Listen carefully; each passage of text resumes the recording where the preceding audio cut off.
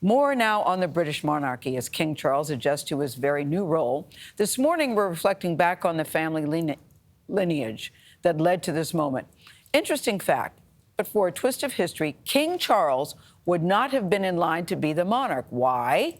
Well, Vlad Duthiers, who considers himself an expert in many things, he's now an expert in royal history, too. Who knew this about you, Vlad? Good morning. It's not just now, Gayle. I've always been a royal nerd, and because it is living history and it is very, very fascinating. Yes, I perhaps know a few too many details, but they come in handy for this story. I took a look at the history of this family's lineage, and you'll see it's rich in twists and turns.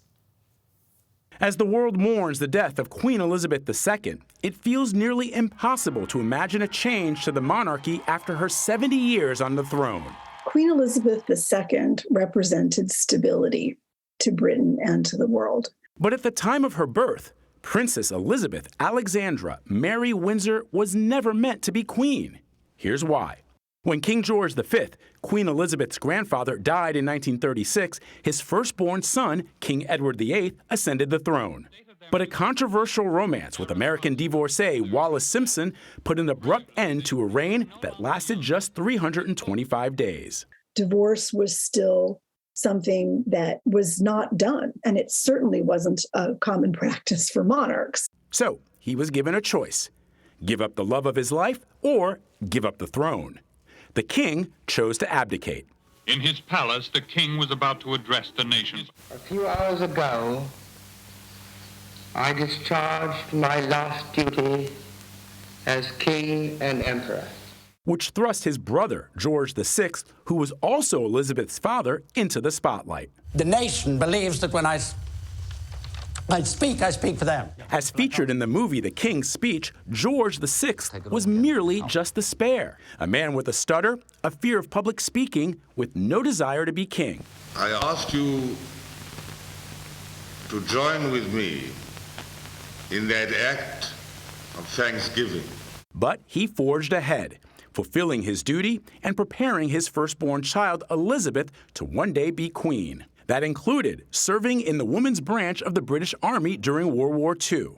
The 25-year-old heir was touring Kenya when she learned her father had died. It is very clear that she understood that her life would be dedicated to service. She took it very, very seriously. I declare before you all that my whole life, whether it be long or short, shall be devoted to your service and to the service of our great imperial family, to which we all belong. It's a very complicated legacy, even for a lot of Africans. But Washington Post columnist Karen Attiah says the imperial family and its colonial subjugation of lands and people was not something to be celebrated. Even under her reign, there was the Mau Mau Rebellion of Kenya, for instance, which was a colony under the British at that time, which the British violently crushed, put Kenyans into concentration camps, evidence of torture, of displacement, which to this day, the survivors and the descendants are seeking damages from the UK for that. In her global travels, Queen Elizabeth never publicly acknowledged the monarchy's often brutal colonial past. And over the past few days, many people around the world have expressed resentment towards the woman who symbolized to them the systems of oppression and forced extraction of labor. Why should we talk about it now? The reason why we haven't been able to have proper conversations about Britain, about the royal family, about the symbols of white supremacy and colonialism is because those discussions have been whitewashed, erased, and sabotaged. Despite the complicated history of the monarchy, there is no doubt that Queen Elizabeth II was a beloved monarch, evidenced by the people from all over the world who've made their way to England to pay their respects to the Queen, who always said she was merely a humble servant. And there have been other royal twists of fate. When she was born, Elizabeth's great-great-grandmother, that's Victoria, was fifth in line of succession for the throne behind the four eldest sons of King George III.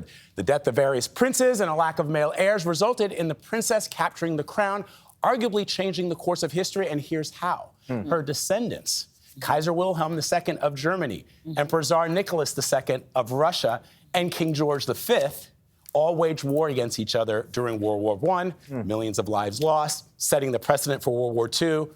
and the world that we live in today. Wow. George V was her grandfather. I still marvel that she was 25. It's interesting when you see the complicated history there. Right. But she was 25 when she came on the throne and said, I promise, whether it be long or short, I will serve to the end of time. People say, well, she should have addressed that, and she never did. She never publicly addressed it. And she never, there will be some people who will understand that she saw herself as apolitical, and others will say that's not true. She could place a well-directed call to the PM if she wanted. Vlad, we appreciate you for the history lesson.